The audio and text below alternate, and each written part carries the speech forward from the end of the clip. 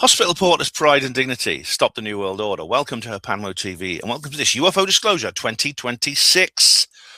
Yes, that's right. This could be the year of disclosure. Possibly, yeah. But so far it hasn't been. And I'm not as optimistic, actually, as I was last year, if you remember.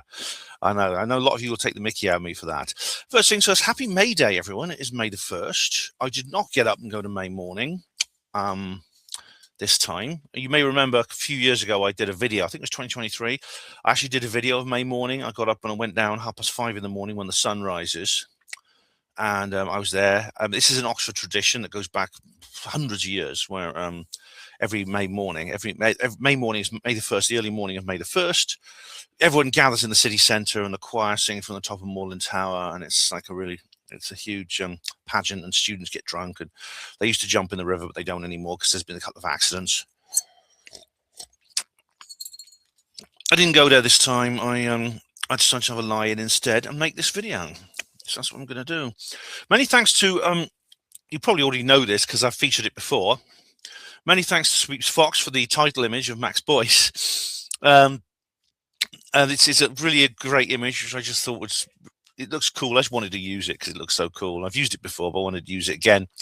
For those of you who are not Welsh, Max Boyce is a very, very famous person in Wales. He's a singer, songwriter, and rugby enthusiast, like most Welsh people. And he sings songs about rugby, especially. He's got this really great, very famous ballad where he sings about Wales. He sings about the Welsh team going to Twickenham with all the fans, and then they beat England. And it's got this. And he sings this song, and there's a refrain: "We were singing hymns and arias, land of my fathers, ar hyd y nos," and everyone sings along because he sometimes comes out in the stadium before the match, and he sings that song. And everyone in the Millennium Stadium is just like cheering and singing that song. So yeah, that's really, really cool. And now he's a UFO enthusiast, yeah, and a 3-eye Atlas fiend like me. But anyway, yeah, we're going to talk about the situation with the UFOs. And to begin with, as you know, and I covered at the time, back in February, President Trump made a truth, they would call it tweets, on Truth Social, saying that he was intending to declassify the UFO files, whatever that means. He didn't go into details. He didn't issue any official statement at all until now.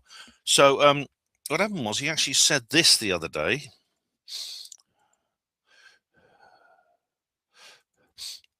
Let's have a look. I thought this viral pressure nozzle was another cleaning scam. 3 months later, I haven't touched my $400 pressure washer.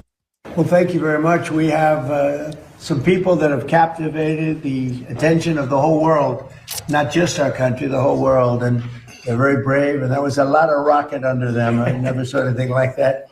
We were talking about it. It's I don't know how they do it. I wouldn't want to do it. But it takes people like this to make our country great. And again, I've never seen anything. Everybody I knew, they wanted to see the launch. And they especially wanted to see a successful landing. So he's going to come back in a minute. He'll come. Basically, the reason he is here is because, as you can see, the Fab Four from Artemis 2 are in the room. It's like a celebration of the Artemis 2 success, and that's the main reason he's brought these people in here. This is a model of a spaceship down there, and maybe that's a future mission. And there's a big ball, like I think that might be the sun. Something to do with the sun, I don't know, but he's got this big golden ball on the desk next to him. But yeah, he's already like congratulated them once, but this is like an official press conference for the Artemis 2 crew. But he is going to get onto the subject of UFOs soon. Don't worry. Everybody I knew, they wanted to see the launch, and they especially wanted to see a successful landing. Well, I think we're going to be releasing as much as we can in the near future. For some reason, and I think this is where someone asks him about the UFO files. They don't actually include the question. This is his answer. And I guess it's just a reason it's been in the minds of people for a long time. And that is they want to find out about the UFOs and anything having. That's right, Donald. We do. Believe it or not. We want to find out about the UFOs, you know.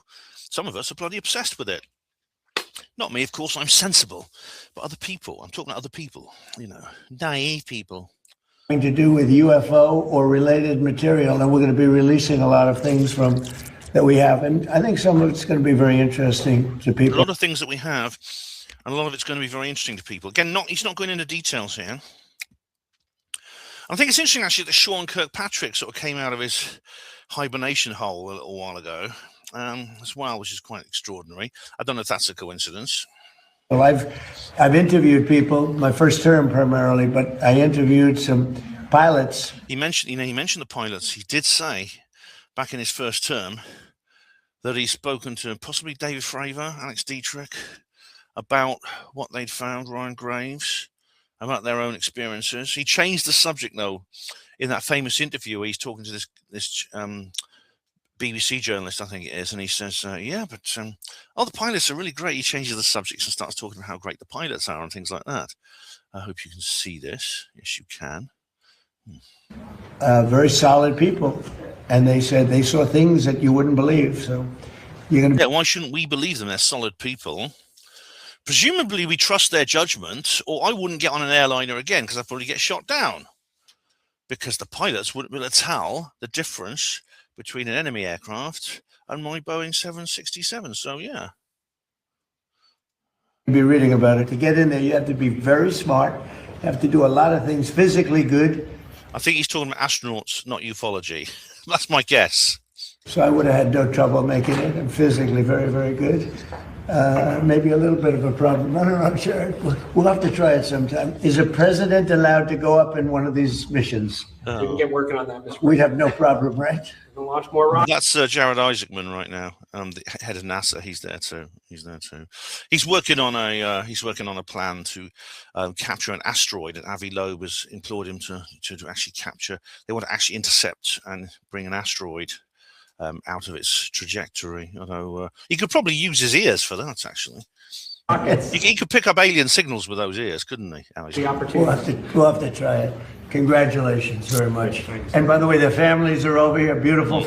Okay, that's pretty much. Now, the interesting thing is you can't see it in this, but Christina has captured it. Something very interesting about that little thing. I've got to put a full name. I'm not logged in, so I've got to put a full name now. She noticed something, which I think is very important. President Donald Trump confirmed in the Oval Office. In the minds of people for a long time, releasing as much as we can. See, this is a different camera angle here, and which you get a better view from this camera angle than you do for the close-up on the president himself. You see here, there's Isaacman and there's the Fab Four. Now keep your eye on Christie and Reed and see what they do. Christina has noticed this. In the near future, for some reason, and I guess it's just a reason that's been in the minds of people for a long time, and that is such, they want to find out about the UFOs and anything having to do with UFO or related material, and we're going to be releasing a lot of things from that we have, and I think some of it's going to be very interesting to people. Trump first ordered the disclosure back in February, and then months. Very solid people, and they said they saw things that you wouldn't. Interviewed people, my first term primarily, but I interviewed some pilots, very solid people, and they said they saw things that you wouldn't believe. So you're going to be reading about it. Yes. Crew members standing behind him exchanged interesting looks, and some viewers. See Reed and Chrissy. What they do. Believe so. You're going to be reading. They look at each other when he mentions the UFOs. Now, why? And Christina just says, "Look, why? Look, what does Isaacman do?" But definitely, Christina Koch and Reed Waterman actually do give themselves a strange look. They give each other a sort of knowing look. These four people have spent years training together. They know each other like brothers and sisters, and husbands and wives. I mean, they must have discussed this. They really must. About it, yes. Crew members standing behind him exchanged interesting looks, and some viewers online read those looks as a quiet acknowledgement. It could be several things. You're going to be reading about it, yes. Crew members standing behind him. Isaacman doesn't flinch. He's probably a lot better trained. He's maybe more briefed in to this situation than the others are. I don't know, but yeah, he's definitely Isaacman definitely has a different appearance. Pardon me. He definitely he seems to hold his composure a lot better. But we know from people like Samantha Cristoforetti, the astronaut on the ISS, who went, "Oh my God, oh my God, oh my God." And there's other people. There's Story Musgrave. There's Gordon Cooper, these astronauts from long ago. There's Victor what's his name? Vitaly Strakharov. These are astronauts from the early part of the space age, from the 60s and the 70s, who also had encounters like this. It's nothing new. As long as we've been going into space, we've been seeing these things in space. And I do wonder, wherever Artemis 2 actually went, whether it actually traveled to the moon with a secret space program escort, or whether it stayed in radio silence in low orbit, communicating with a beam to its surrogate robot relay that went to the moon. They may well have seen things. They may well have seen something interesting, shall we say. Definitely. Now, what's next coming up? Right, there's a new crop circles, as you know, have become rarer. And Andy Thomas did this article in Nexus. He did this article in Nexus talking about how he believed that there was a kind of new normal emerging, where they were far less common, and this was going to be a continuous problem or continuous issue forever, or for the foreseeable future. Okay, so let's have a look. Now, there's been 2 so far, I think, this year so far. So considering it's only May, that's not a lot. Only 2 so far. And I'll show them to you. This is kind of an aside here. Now, this one here, first crop circle of 2026. Some people have claimed that's made by a human team, and it's a tribute to Nick Pope. It could be that's a tribute to Nick Pope, who passed away, as you know. But there's been another one lately. Where is it? It's this one here. There we are. Wade and Hill, Nick Avery, Wiltshire, oilseed rape, 25 meters. There's that one as well. So, yeah, quite a small one, I think. But that's the latest crop circles. Just thought that was quite relevant. It's always the crop circles are always relevant to what's going on in the UFO sphere, aren't they? Now, I'm just going through this. Now, while all this is happening, of course, we have the missing scientists. I'll come to, but before I do want to just mention, Patrick has done this. Here we go. Has done a video. He recently did a video about. Here we are. About David Grush. David Grush apparently did this bombshell. I know he uses the word bombshell a lot, but it's a kind of a bombshell. He's mentioned, David Grush has mentioned, did interview Jeremy. What's up, Edders? Patrick here with Vetted. I'm David Grush. David, do you have like a few minutes, kind of give us a guy that I really admire? I'm David Grush. David Grush looking a bit old and frail there, isn't he? Do you have like a few minutes, kind of give us a little breakdown of why you're talking with us here today? Then we'll ask you some questions.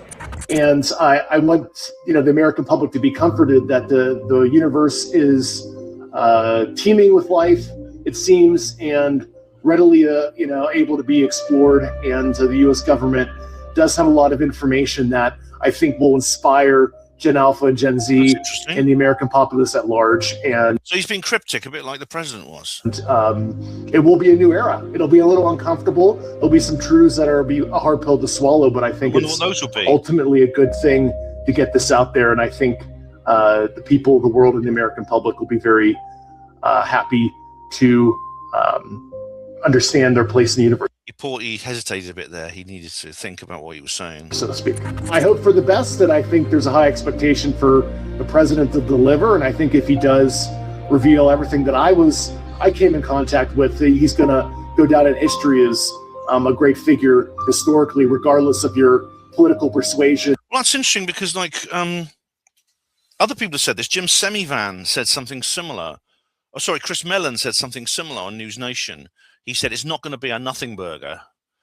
And so these people are kind of really positive that this is good. It's not going to be just another classification of a few grainy videos that could be balloons, and that Mick West finds out they are balloons, and Chris Leto says, yeah, I used to shoot these down as target practice when I was a pilot. It's not going to be that kind of thing. It's going to be something a bit more.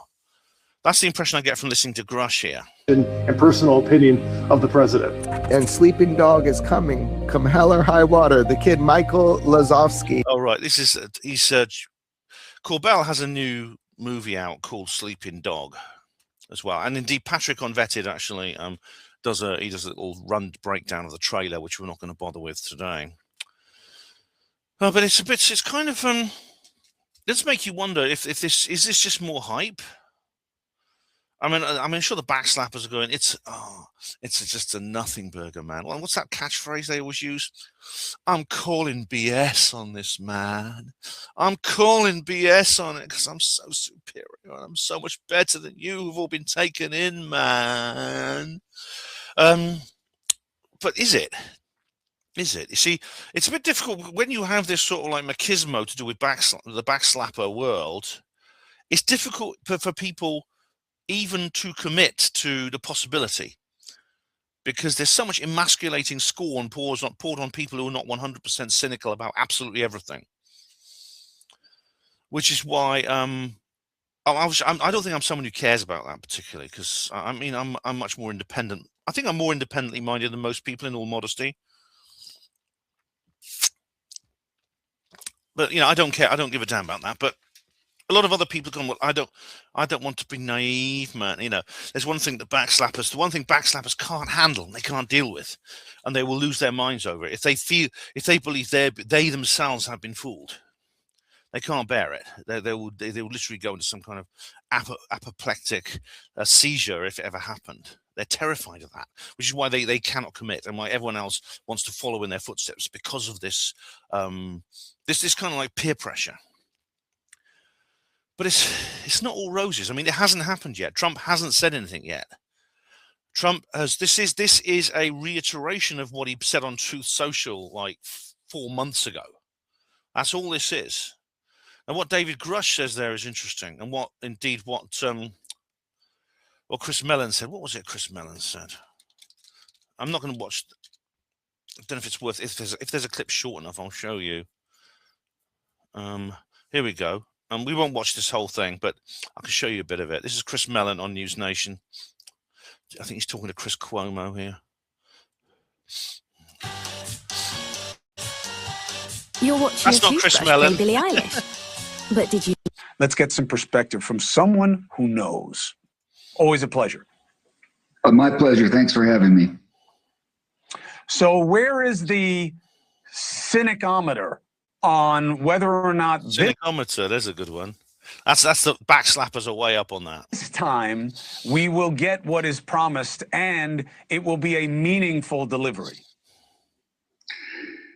It's a very awkward situation because the president has made clear he values protecting classified information, but he's also said he wants to release this UFO information, all of which happens to be classified. So people in the bureaucracy. Yeah, this is the problem. Trump can't say anything that the military-industrial complex does not declassify. He's bound by security oaths as well, just like all the Congress people and everyone else. The thing about the Congress people is they have this passionate desire to say more, especially people like Luna and Burchett and Burleson. And they're desperately wanting to. They know they can't say everything, but they're in a kind of different position now. Christopher Mellon was actually he was a political appointee, but he also worked inside the defense intelligence establishment as a serviceman. So it's different there for him. He's in a slightly different position, but he I think seems more sympathetic to the Congress people than the president. But I'll let him continue. Are caught in the middle of this, trying to sort out where to draw the line, what to release, how to release it, to whom to release it, to the public, to Congress, some to each. Some of it's already been released to Congress. I don't think this is going to happen overnight. It's a significant body of information. They're going to have to review these files one at a time, case by case, within their different organizations. I'm hopeful. All of us, my associates and colleagues, of course, support transparency, and it's an important point, actually. It's a long process, and the reason every single case has to be reviewed thoroughly, and it has to be tested. It has to be checked for so many things. It has to go through several cycles of review, not just in terms of defense intelligence and things like that, the issue to do with capabilities of sensors, things like that, and as well as the material we're talking about, but also just simply data protection. I mean, Nick Pope actually made this point. I remember he did a speech in 2008 where he made this point, that a lot of the UFO files they just have to contain people's personal details and stuff like that. In this case, it could be individuals, the names of units, bases, ships, things like that. These things might have to be omitted. To the maximum degree possible, consistent with national security. So we're hoping this is going to be very meaningful and extensive, but we're also under the impression it is going to take a while, and they've had so long. I mean, they have had so long, though, haven't they? They've had so long to do this.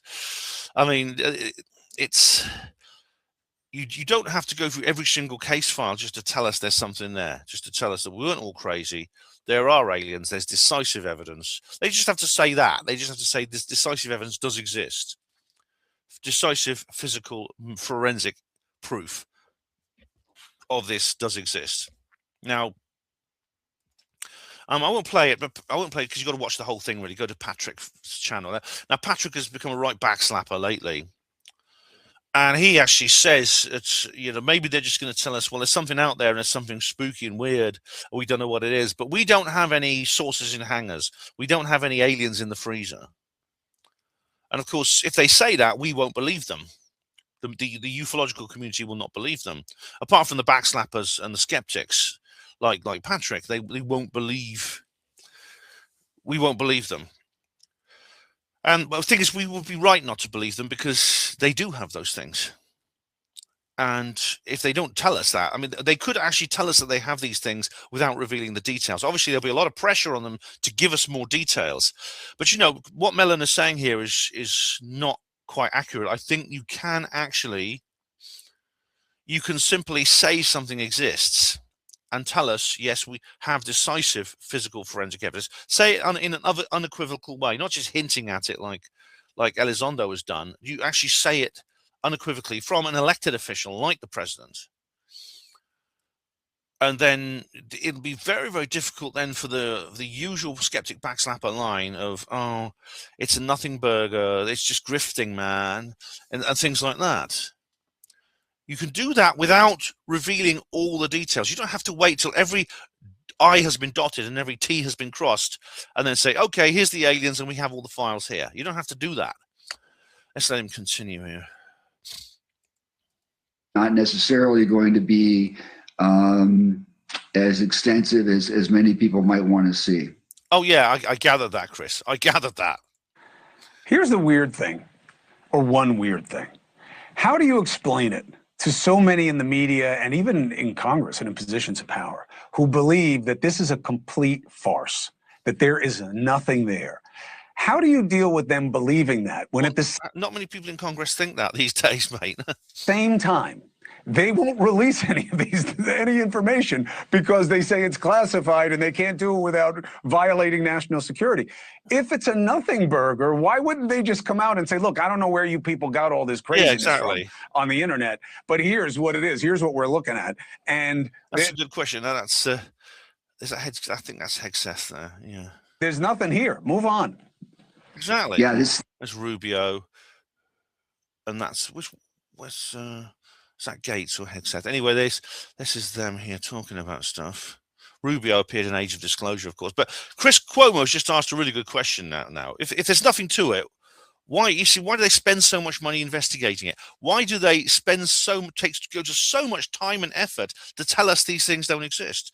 Are we going to spend another $5 million on another project to show you that they don't exist again?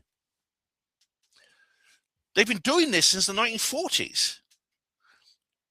how much money has been spent, how many resources, how much personnel has been spent on this non-existent thing. I mean, if someone said in 1947 we're going to set up a government agency to investigate unicorns, we're going to spend $10 million, and we're going to get J. Allen Hynek, we're going to get all these top Air Force officials, and we're going to spend 5 years, and then at the end of it, we'll conclude that unicorns don't exist. And then we're going to set up another organization, Project Unicorns 2, and we're going to say that. And then we're going to set up one in the 2000s, and in 2011, we're going to deny there was a unicorn investigation agency. But once again, we've concluded there was one now. We're admitting it to you. And we've concluded once again that unicorns don't exist. So maybe we should set up a new agency. What should we call it? The Unicorn Disclosure, the Unicorn Disclosure Task Force or something. It's transparent, the obvious there is something real behind this. And we all know it. And for people to deny it is literal denial of reality. The simple answer is it's not a nothing burger. It is categorically a real thing, a very real thing.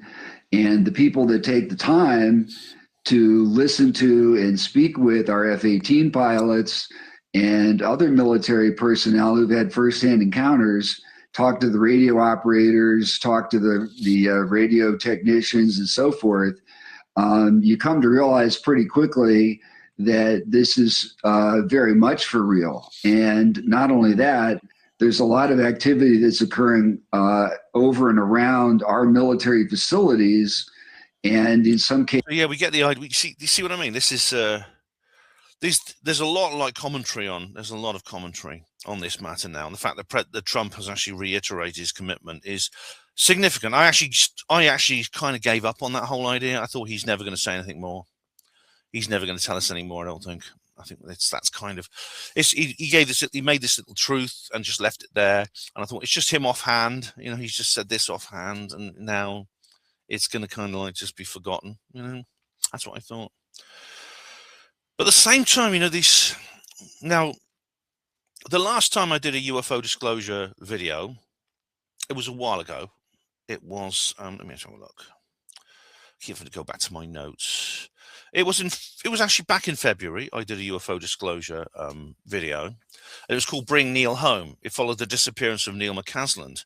Now, as you know, Neil is now just one of an entire list of scientists who have disappeared or died in the last few years. And indeed, he's one of the thing is, people often said, well, you know, he's the latest. The skeptics say, well, he's a man that went missing, and other people are retrospectively tying his disappearance in with other mysterious deaths and disappearances, some of which happened 3-4 years ago. So therefore, it's just speculating there's some kind of connection between these people when it doesn't exist. Or does it? You see, or does it? Because I think there are 13 names on that list, or even 14. I can't remember. The latest one I can't remember. But it was a guy. It was a guy in a Tesla car. He got burned in a Tesla car. Let me just ask Google. Hang on. What about the man who crashed a Tesla car? See, there was a guy who crashed. Here we go. So the latest one is Joshua LeBlanc. Yeah, he's the latest one. His Tesla Model 3 left a road in Walker County, Alabama, and struck a guardrail and crashed into some trees, and of course burst into flames. Unfortunately, these Tesla cars are highly flammable because of their batteries. The fire was so intense that he was unable to escape. He was overcome by the fire very quickly. And this is why I don't like those sorts of cars. But there is an official investigation. And Eric Burleson have highlighted the suspicious nature of the vehicle's movements prior to the crash. Remind you of anything? 1997, Paris. Lady Diana, Princess of Wales. Yeah. So that's Joshua LeBlanc. He's the latest one. I think he's number 14. But there were so many others. I mean, a lot of people have pointed out that the similarities between this and the GEC Marconi deaths. And there's this really, really cool YouTube with the in between. This is Carol Ann, her name is. She's this old lady who does this really cool YouTube channel. It was never random. Do watch this. It's really cool. Work is a pain in the ass. I won't show it to you. My files are in this app. My chat's in this app. 11 Americans, 4 states, 3 years. They all simply walked away from their homes on foot. Yeah, this is she's done an entire video here, 45 minutes long, about the missing scientists, about how many there are. And she puts together a very good case as to why that is, why there is. We should be suspicious and we should be concerned about this. We should be very concerned. Of course, the GEC Marconi deaths you've probably heard of. It was in the 80s. There was a number of scientists working for Marconi. David Griffin has talked a lot about this. Go to Paranormal Peep Show. But there are 25 scientists working on the Stingray torpedo project and the United States Strategic Defense Initiative, like Star Wars, died in very, very strange circumstances, weird accidents, strange suicides. I mean, there's one guy electrocuted himself, and Arshad Sharif is probably the most infamous of these because he died. I won't actually describe it, but you probably heard of it. Arshad Sharif died in a suicide that was extremely bizarre and very gruesome. And there's been a lot of people, including Carol Ann, have drawn comparisons between that set of circumstances and the missing scientists we're talking about here. And they go back to 2022. The first one, actually chronologically, was Amy Eskridge. She died only 34. Very sad indeed. What's interesting is she was a scientist and also an anti-gravity enthusiast. And like many these people, she suffered a strange demise. She said many times that that she believed her life was in danger. She believed that she would be disposed of, and that they'd make it look like an accident or an illness or suicide, as they always do. The assassins are very good at that. They're very good at making things look. They're making murders not look like murders. And there's many other examples. I mean, you can only cry coincidence for so long. Well, skeptics can't. I mean, as I said in my skeptic talk, they'll cry coincidence forever. But we have even in the before there was Stanley Mayer, he was having a business dinner to discuss his vehicle, his water-powered car, which is essentially a hydrogen cold fusion device.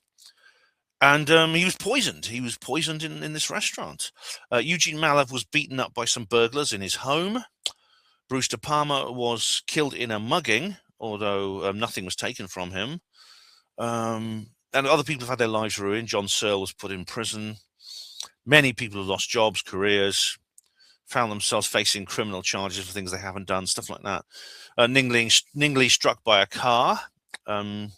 Later, she died, apparently of natural causes, at her home in China. Yeah, many weird things like that. But Amy Eskridge, anti-gravity enthusiast. Very sad indeed. Now, then there was Michael David Hicks. Now, he was a guy who worked as a planetary scientist at NASA's JPL, and he worked on the DART system for asteroids. Again, worked closely with NASA and things like that. 80 peer-reviewed journals. It seems again strangely connected to that. Frank Maywald, German-born engineer at JPL, and again, this happened in 2024, just 1 year later. Worked on the visible to shortwave infrared instrument for surface biology and geology missions, astrobiology research. He worked on the DART project as well. Died on the 4th of July 2024. No official cause of death disclosed. No autopsy performed. His death has been investigated by lawmakers and the FBI as part of the mysterious pattern. Yeah. And guess what? He worked with not only closely with Michael David Hicks, but also with Monica Reza, another of these disappearances. Anthony Chavez, retired construction foreman from Los Alamos National Laboratory, disappeared 4th of May 2025. Left his home on foot, leaving behind his car, wallet, keys, phone. No sign of a struggle or foul play. Exactly the same MO as Neil McCasland. Exactly the same MO situation. There we go. So very, very odd that, isn't it? Stephen Garcia, 48-year-old government contractor from Albuquerque, New Mexico. Again, he lived in the same place as Neil McCasland. Vanished on the 28th of August. Property custodian at Kansas City National Security Campus. Last seen leaving his home on foot, carrying, here we are, guess what? You can guess it, can't you? Carrying only handgun, water bottle. Left behind phone, wallet, keys, vehicle. Exactly the same again. Number 3 in a row. Jason Thomas, pharmaceutical researcher, worked for various. What did he work for? Let's have a look. Oh, I'm just looking through these things now. Yeah. It doesn't actually say. He worked for some pharmaceutical company. And yeah, pharmaceutical researcher, found in Lake Quannapowitt in Wakefield, Massachusetts on the 17th of March of this year. Reported missing on the 13th of December last year. Left his home the previous night at 11:53 p.m. for a late night walk without his phone or wallet. Now, his wife said that he'd been struggling with the deaths of both his parents, who died within an hour of each other just a few weeks before. Now, that's sad. And indeed, if they died within an hour of each other, it's quite likely that one or both of them was a suicide, which is very, very sad. After months of searching, after the use of scent dogs, drones, and sonar, his body was discovered in a lake. It was frozen over in the winter, and when it thawed out, they saw him. Yeah. And so it goes on. There's more. Let's have a look. Now, Monica Jacinto Reza is very, very strange indeed, because there's a really, really good video I recommend. You've probably heard of him, the Law Lodge. This is this young chap whose name I can't remember, but he does this really, really good. He does this really good. Here we go. This is the video. Something isn't right about the Monica Reza disappearance. B&Q's Big You Can Do It sale is now on, with loads of unmissable spring deals. Like it was 10 o'clock a.m. The area really several good. natural. This chap here, he actually is a search and rescue person. He's works for the National Park Service as a ranger and a search and rescue expert. So, and he covers all of these missing people in great detail. But he talks about exactly where she was and everything. He's actually found location shots of where she was. Here we go. The map. There she was on the map. All the photos that were taken of her, etc. And there's she knows the exact spot it happened. They found her. See, they found her beanie. She's wearing this beanie. She's not actually got it on. She's got her little beanie tucked into her belt because she took it off, maybe because she got too hot. They found it a short distance from where she was, but no sign of her, and the dogs couldn't actually trace any direction away or towards her. This is the place where it happened, right? Look at this. This is actually quite open. There are a few trees here, but it's not a dense forest, and there is a track. There is an established track where you can see very clearly. I've actually gone to Google Earth and I've looked at this whole area. It's not like that difficult. There's an obvious pathway to follow. There's good visibility distance. She wasn't that far from her companions. Lots of weird things with Monica Reza.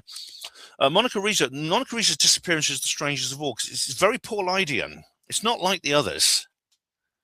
Monica Reza just was there 1 minute, gone the next, like in the Missing 411. Now, Monica Reza worked very closely with NASA and the defense establishment as a metallurgist, she actually invented a new metal called mondalloy, which is absolutely essential for the construction of missiles, rockets, things like that. It was her invention that allowed the United States back into the space, into these, not the space race, this, what they call it nowadays, the competitive space industry.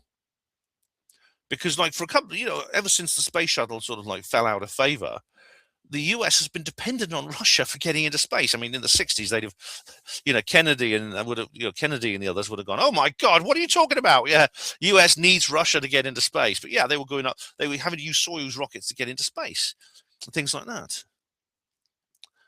And Monica put the US back into that competition as a spacefaring nation, thanks to her invention.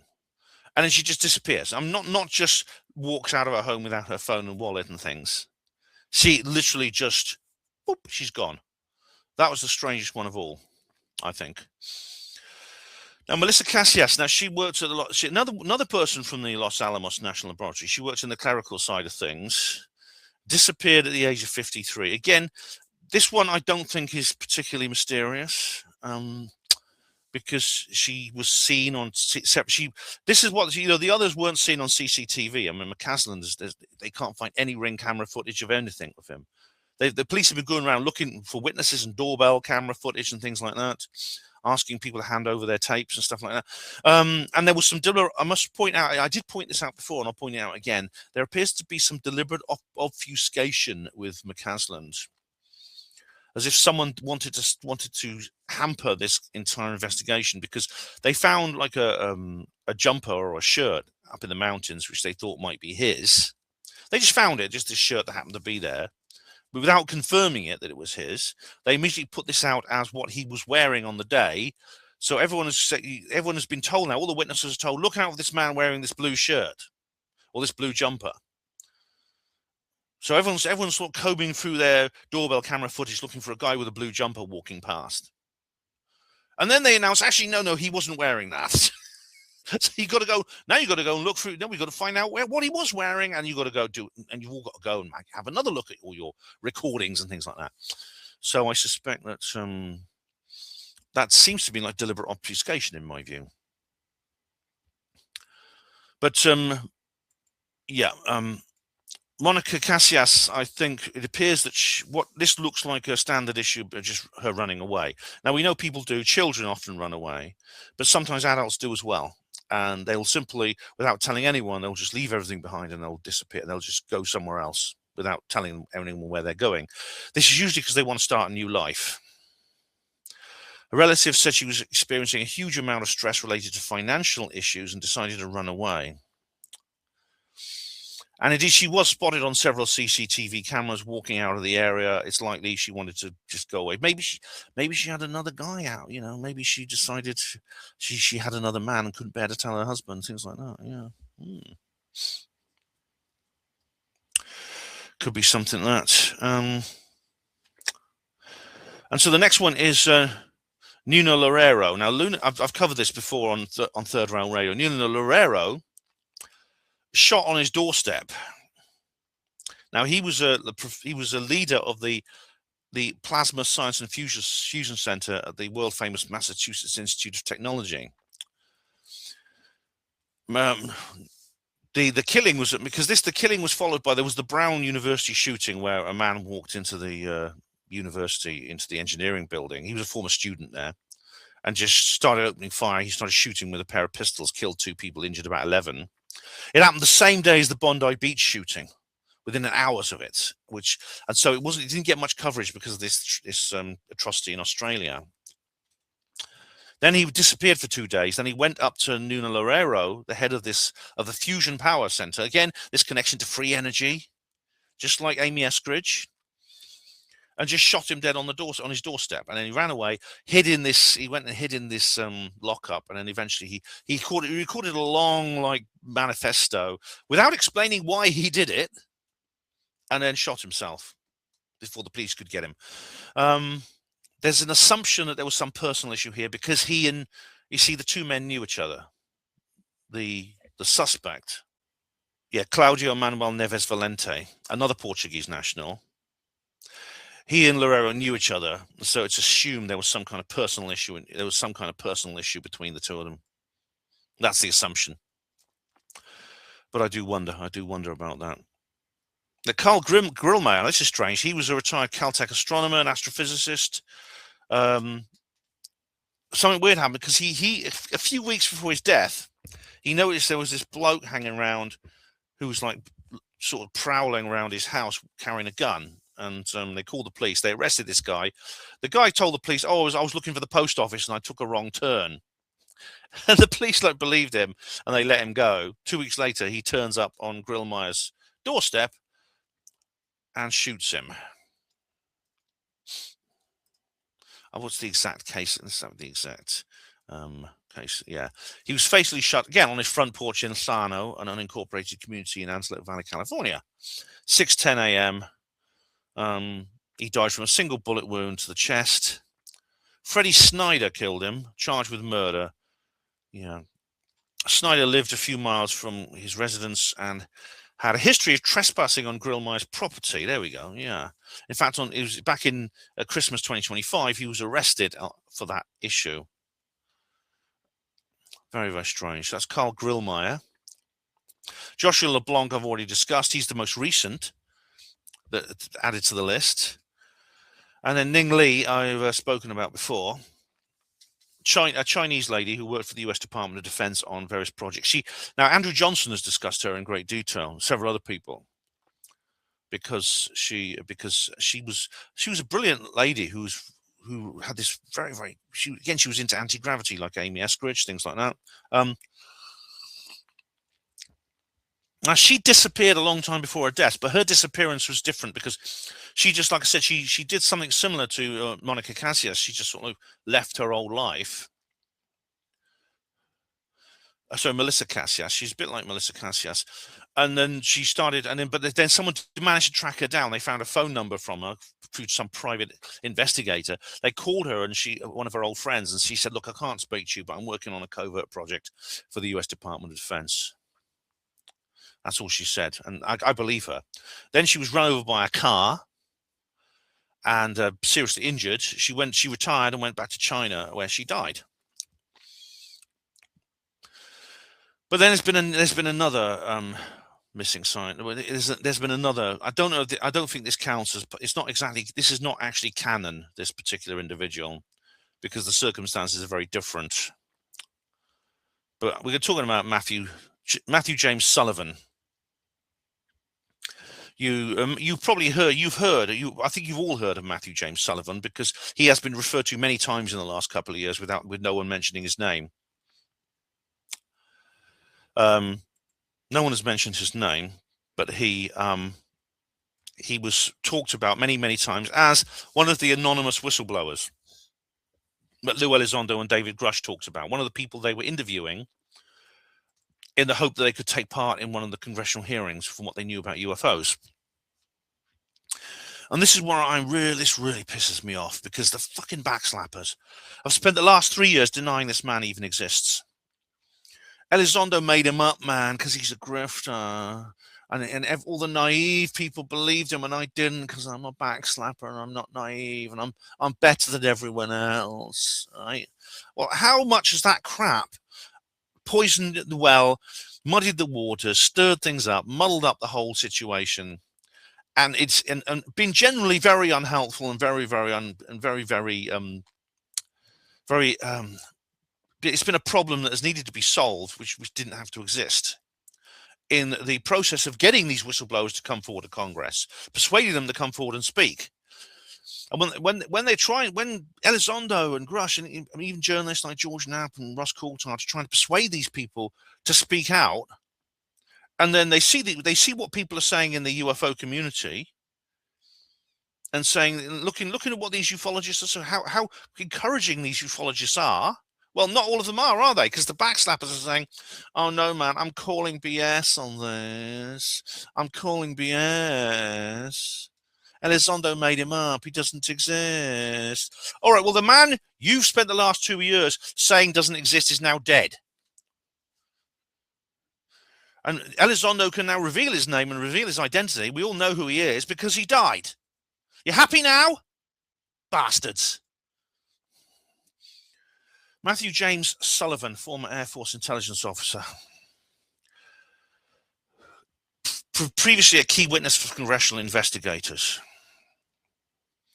Reportedly had first-hand knowledge of a covert legacy program involving crash retrievals of non-human craft. He died on the 12th of May last year, just 39 years old, just weeks before his scheduled congressional testimony. A medical examiner, this is why it can be discussed, because there's the coroner's report has now come out, ruled a cause of accidental drug overdose. Accidental drug overdose. I feel like doing a Dr. Evil meme. Apparently, he'd been taking Xanax and several other things, and he also got drunk, and apparently it's caused a reaction. So, again, I don't think this is connected to this is not like a canonical part of these missing 14 or whatever. You know, it's not part of that. This is something different, but it's equally tragic. It's equally horrible. I'm dedicating this entire video to the memory of this man.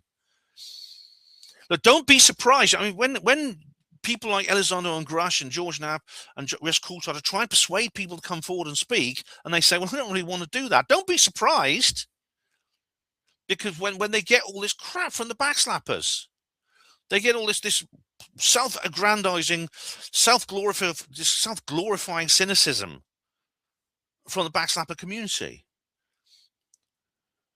Honestly, the backslappers are the problem class of ufology. They really are. Oh, yeah. I just wish all you backslappers would just go and do something else. Go and become sports commentators or something. Just leave ufology. Leave it alone. Go away. Find something else to find something else to trash and rubbish. You're not helping. We don't need you. We don't want you.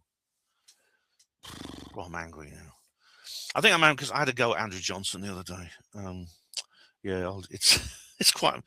I did an article. I mean, it's childish of me in a way, but I was angry. I was in a bad mood because I was in a bad mood because of this. Basically, this news story about Matthew James Sullivan put me in a mood where I wanted to write this. There you go. P.A. Andrew Domine Donis Requiem. He's not a messiah and he's not a naughty boy. He's a fucking dickhead. But that actually, I wrote that article because of this news. You can go and read that if you want. So rest in peace, and rest in peace. How many more are out there? How many more are like Jim Sullivan and people like that? Yeah. Right. Just a couple more things I want to go into. This is not necessarily connected to the main. This is sort of like connected because the in between has done. Carol Ann, she's done another video about the alien interview. It's come back. Hang on, let me just show you this. There we go. Let me just show you what I'm doing. She's done an alien interview. Yeah, she mentions Phil Schneider here. Now he's another example of someone who said, "I'm like Amy Eskridge. They're going to try and get rid of me. They're going to try and do me in. I am not suicidal." Where was that? Hang on, let me just find it. Where's the alien interview? I changed my mind about this alien video. Yeah, do watch this. We built a 49-pound hose nozzle that makes most pressure washers on the market largely unnecessary. Every pressure wash. In 1997? All right, this is about the alien interview, which I've talked about loads of times.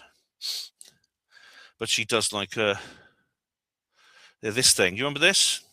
I discussed this with Terry Joyce. Do you remember?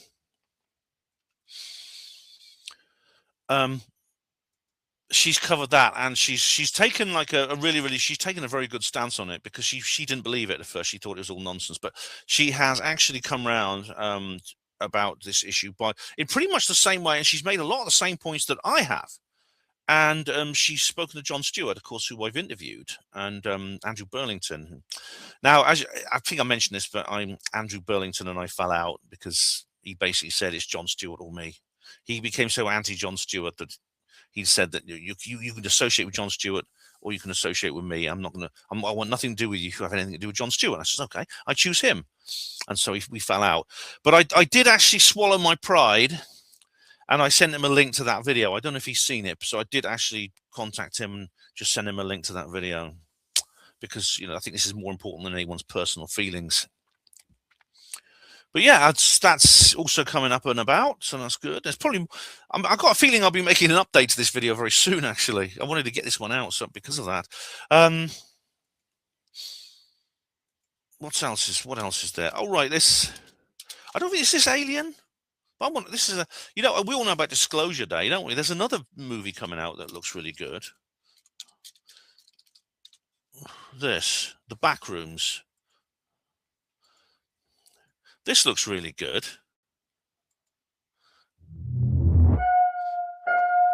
I found something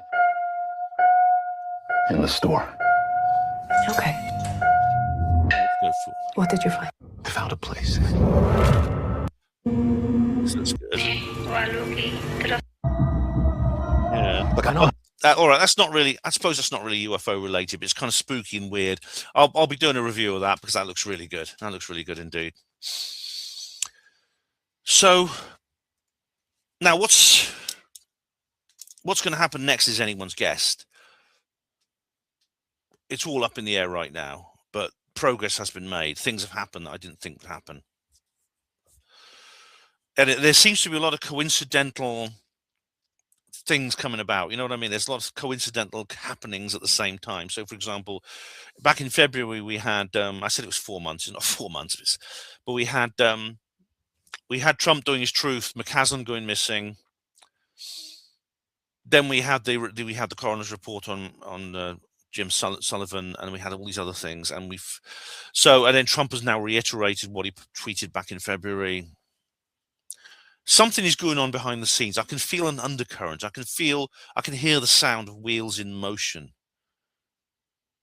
even though I can't see them, and I'm not the only one. What the end result of this production line in the basement will be, I don't know. But something is coming out. Something is going to happen. All the indicators are there. Something is going on. Whatever it is, whatever happens, you will hear about it first, live and exclusive on Hapanwo TV. Thank you very much for watching, all of you. Hospital Porters, pride and dignity. Stop the New World Order.